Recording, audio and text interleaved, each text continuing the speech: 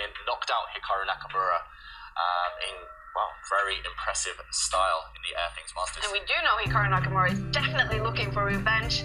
One of the favorites knocked out in the preliminaries of the last one. And here he is with the white pieces against Levon what's happening. Yeah, and I think just the opening choice shows that Nakamura wants to fight as well. Hey, yay! He doesn't go for anything close to what Wesley So tried against him. He doesn't try to force a draw. This position, we know that all the pieces, all the pawns are still on the board at this early stage. No mass exchanges, no mass trades, no simplification.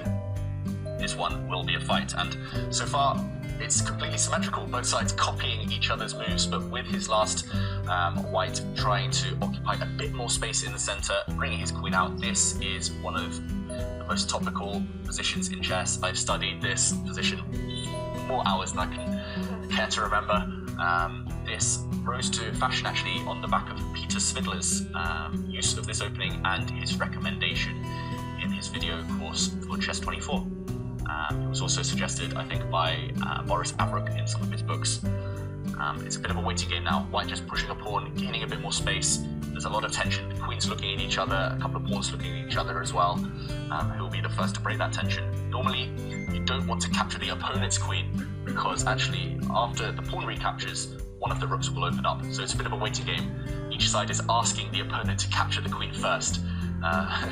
Neither side wants to commit. And I'm slightly surprised I haven't seen Levon Aronian use this opening from the black side. Maybe he has more experience from the white side here, but Hikaru Nakamura knows every opening under the sun. So for him, this is probably quite familiar territory, at least.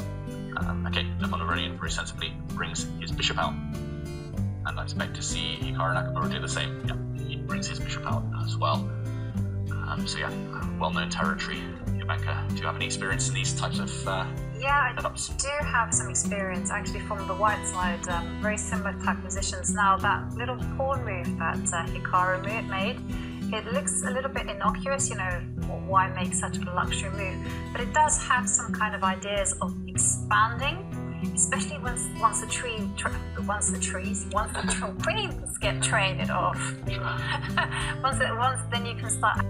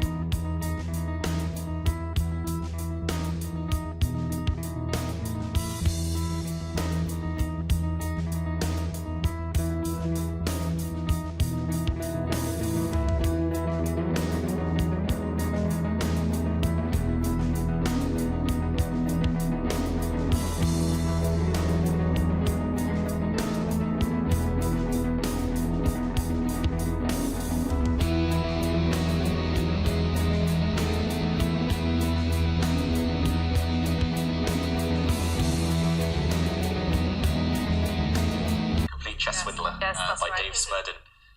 Not by Svidler.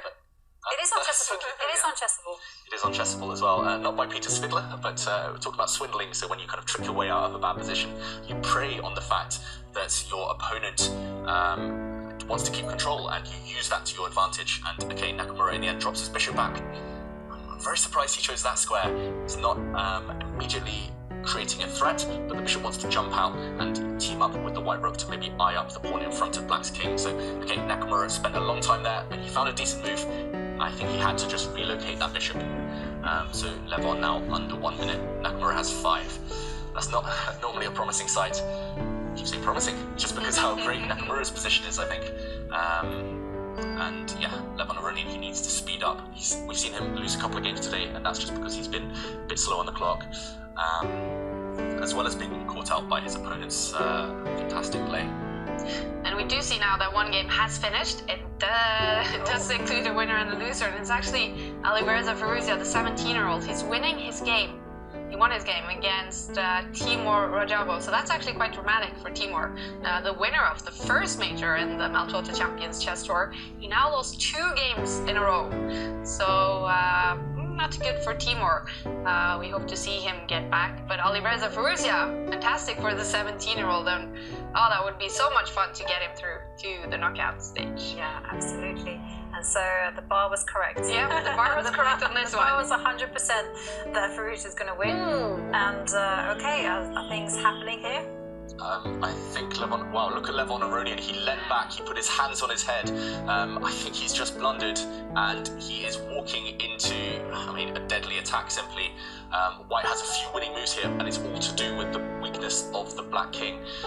White, for example, can give check to the black king with his bishop right now, and that king is walking into no man's land. Okay, first Nakamura pushes a pawn forward, and after, there's not much to do for black. After pawn takes pawn, Nakamura, he'll give check with his bishop, and suddenly the bishops will come to life. He'll give check on the dark square. Oh, okay, wow. So this is why Levon, desperate times call for desperate measures, but it's not going to be enough, because you can just simply capture the rook. Yeah, the bishops are just too strong. Levon Aronian. Oh, he doesn't even bother. He doesn't even bother taking the rook. Wow, and what a move. Yeah, instead just captures the pawn, and that pawn is just deadly. And now you're going to see that the rook is attacked. Levon Aronian, he just can't stop a new queen from landing on the board. No. That pawn is going to cost, well, it's just going to become a new queen. As soon as black brings his rook up the board, white will swap the rooks off, white will challenge the black rook. Levon Aronian actually just resigns. He resigns. That is fast. Oh, it's just a devastating day so far for Levon Aronian, and he's losing here too.